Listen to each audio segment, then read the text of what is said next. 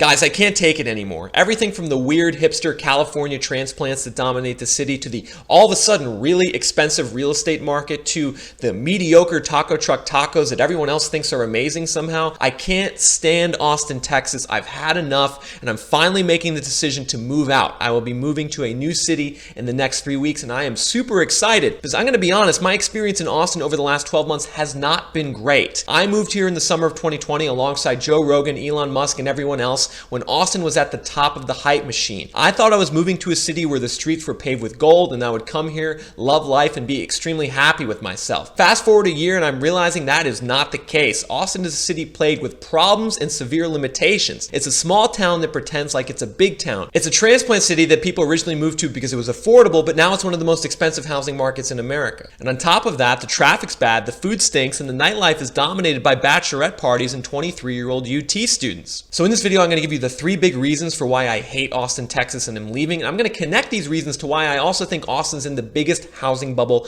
in US history. Home prices have 30, 40, maybe even 50% downside potential over the next couple years. And finally, at the end of the video, I'm going to reveal where I am moving to next. Without further ado, let's get into it.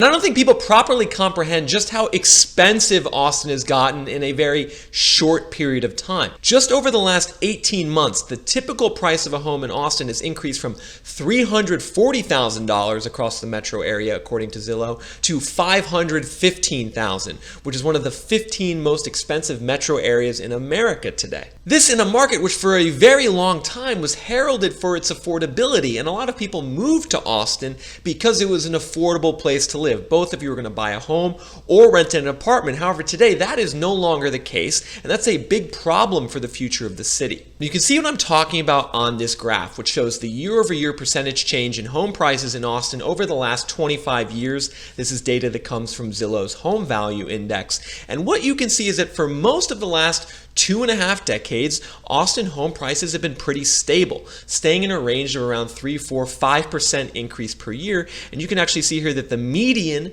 annual price increase over the last 25 years is plus 3.6%. So understand that in a typical year, Austin's housing market appreciates by 3.6%. However, in the last 18 months, that has completely flipped on its head, and we can see that annual appreciation has vaulted all the way up to 45% year over year through August 2021, a level that Austin hasn't experienced before, as well as most other cities in US history. And this big increase in the price of homes and the associated future increase in property taxes and the increases in rent, this is a big problem for the city of Austin because it's not like the people here are actually making that much more money. If you look at data from the Bureau of Labor Statistics, the year-over-year increase in wages in Austin is only about 5%.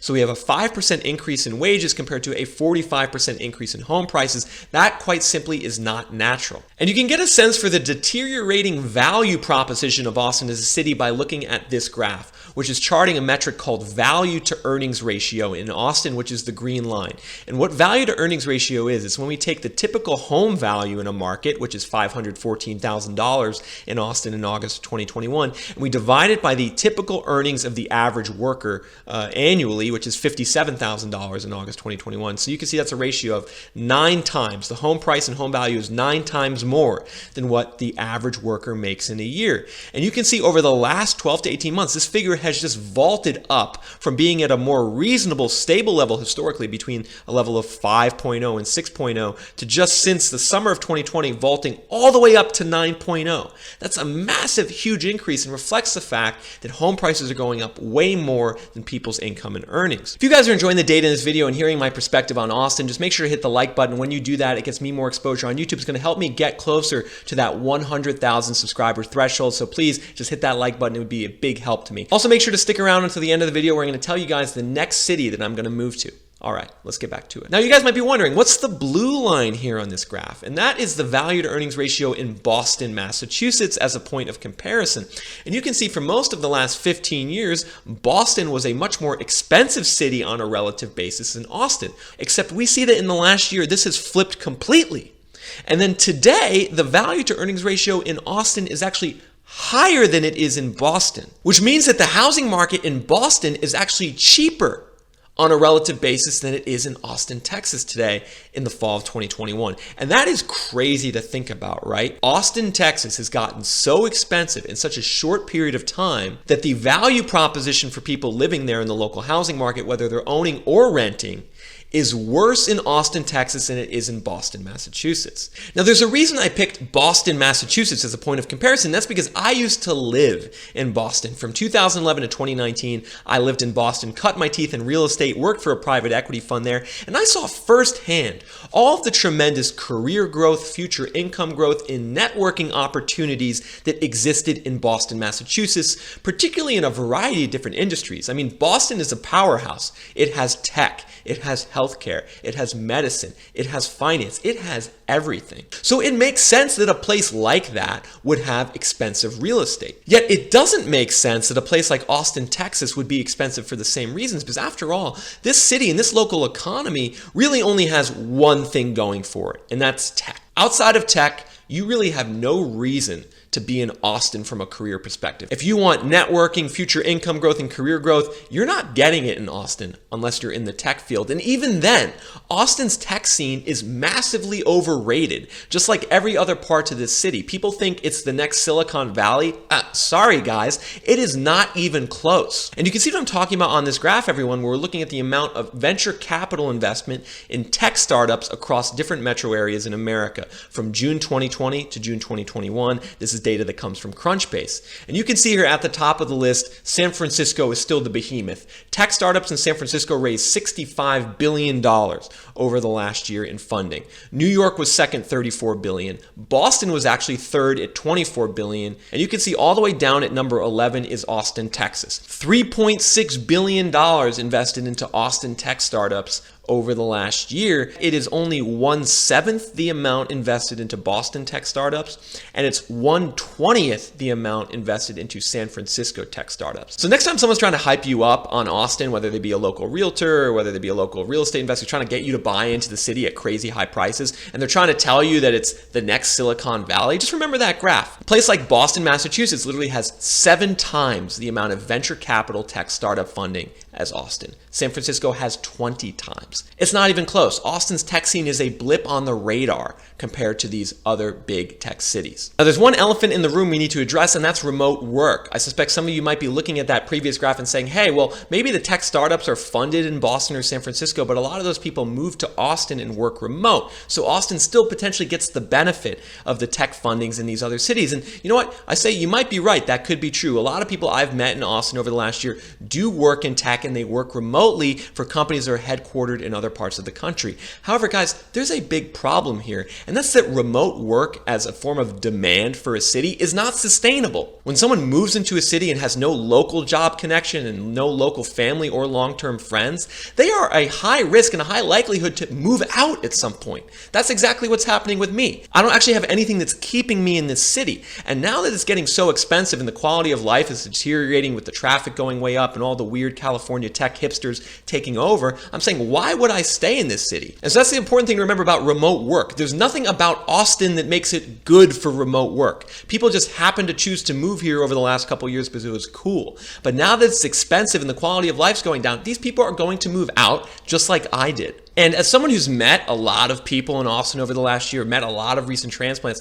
I can tell you that the people who move to the city, like I said before, they are not people who have it figured out in their life. Austin is a step along the way to figuring yourself out, figuring out where you want to be in life. And once you start to figure those things out, like for me, I started my business, started my YouTube channel, I kind of had direction there. I want to grow those things. I also decided that I want to settle down and start a family.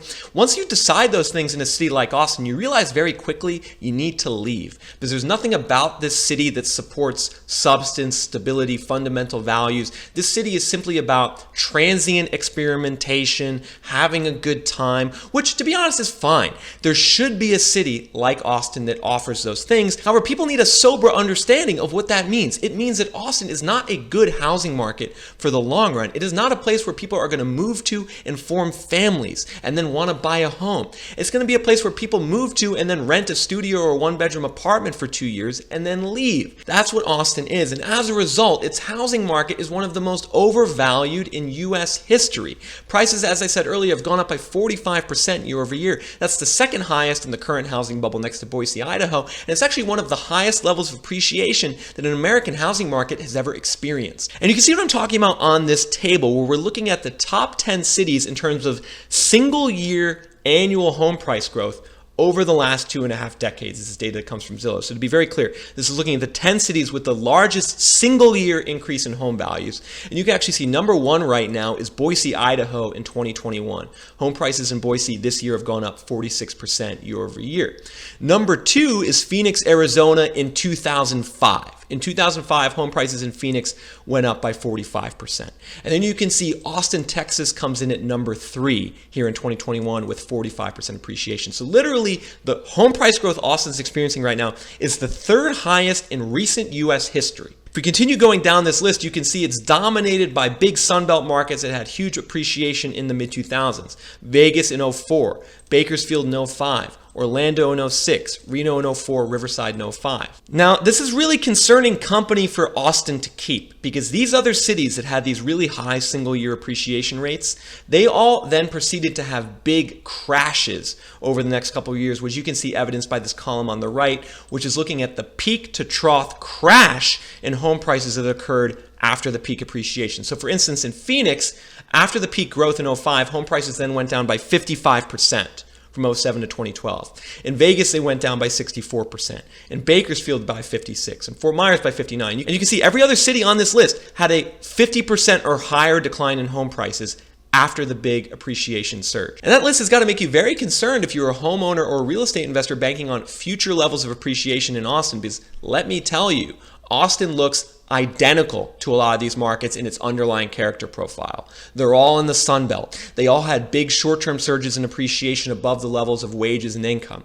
They all built a lot of new homes. Austin builds more new homes than any other city in America. Austin has the recipe that these other markets have for a massive housing crash. And based off this, I think home prices in Austin have 30 to 40% downside over the next couple years. It's going to get very ugly in Austin's housing market. And when it gets ugly, it's going to cause problems in the local economy, because the huge surge in real estate appreciation has actually propelled the economy forward as well in terms of new jobs in real estate, realtors, construction jobs. A lot of those are going to go away all of a sudden when there's a housing crash. So there's going to be big turbulence in Austin's housing market. And you better hope as well that the tech industry stays afloat and that there's no issues in terms of another .com bust or any type of pullback in tech. Because if that happens, in addition, Austin could be royally screwed, in which case 50 to 60% downside like Phoenix and Vegas in the mid-2000s is a possibility. Now, if you are thinking of moving to Austin, I would caution you with this. Be prepared to be very underwhelmed. Temper your expectations. The city can be a kind of fun place to be for a little while, but it's very limited, it's very one note, very one directional in terms of everything that's offered here. From the food to the nightlife to the job and career prospects, there really isn't much growth potential in Austin in a substantial way. It's all superficial, it's all about hanging out, going paddleboarding, having a taco at a taco truck, and being like, oh, this is so cool. That's what Austin is. If you're someone who's really self-motivated and ambitious, Austin's not going to be a great city for you. You're going to want to go to a bigger city where there's going to be more people who are like you, who want to strive, who want to succeed. Now, the big question at hand, where to next? This is something I basically spent the last 2 months figuring out. If you track me on Instagram, you notice I spent a lot of time on the road the last couple weeks, spending time in Dallas and Oklahoma City. I really became attracted and attached to these two cities. I liked them a lot, and it was really close. It was like a toss-up between the two, which one I was going to move to, but I eventually decided that I'm going to move to Dallas, Texas. I signed a 7-month lease, and I'm going to give Dallas a chance. I'm really excited about how big Dallas is. It's a cosmopolitan city, lots of movers and shakers, lots of great restaurants, good networking opportunities. I think it's going to more align with kind of my Northeast go-getter personality than say Austin did. Now, Oklahoma City was super cool. I spent a total of about 2 weeks there between 2 trips, and I liked it a lot. Very up-and-coming town. Almost felt like maybe what Austin would have been 25 years ago before it got really expensive and overrun by California hipsters. So Oklahoma City is still in the cards for me down the line. It just felt like too big a move move in the short term to move to a place like that. So I will be in Dallas over the next 7 months. So I hope you guys enjoyed this video, and I'm really glad if you stuck with me to this point, because I've been really wanting to make this video, get my feelings on Austin out there, because I feel like the reporting on Austin, Texas is not biased or objective at all. It's this like gigantic hype machine. It's like this trending Instagram post or NFT that people think is this amazing thing, but then when you live there, you realize that it has all these warts and limitations. It's ultimately not a diverse or satisfying place to live. This false narrative also spills over into the Austin housing market, where so many people think that this is a great place to buy real estate. But guys, I'm telling you, and I showed you, this is one of the biggest real estate bubbles in US history right now. It's a growing Sunbelt market with huge amounts of new building, where home prices in the span of a year went way above the levels of wages. That's not a good combination. You saw what happened to all the other markets where that happened. If you appreciate this content and you want to help me get to the 100,000 subscriber mark, I'm only about 4,000 away, then make sure to like this video, which will get it more exposure to more people, get me more subscribers, help me finally get over that 100,000 hump. I really appreciate all of your guys' support to this juncture. I can't believe how much this channel has grown. I'm so glad that you have stuck with me and taken an interest in what I have to say and the data I have to show you. So make sure to hit that like button. Also make sure you're a subscriber. I come out with 3 of these data-driven videos per week, especially now that where the housing market is turning, home prices starting to go down in certain markets. You're going to want to be watching these videos each week, because I'm going to give you the updated data. Also think about joining the channel as a sponsor member. The cost is $5 a month. You support this channel financially, but in addition, you get some cool perks. You can help pick the markets I cover in future videos, and in addition, you get access to a monthly newsletter that covers all of the real estate data on the housing market across the US, gives my picks for the markets to avoid, the markets to target. You can see an example on the screen. If you want access to this newsletter, the next issue comes out on October 7th, next Friday. Hit the join button below, become a sponsor member. All right, guys, until next time, this is Nick from eVenture Consulting signing off.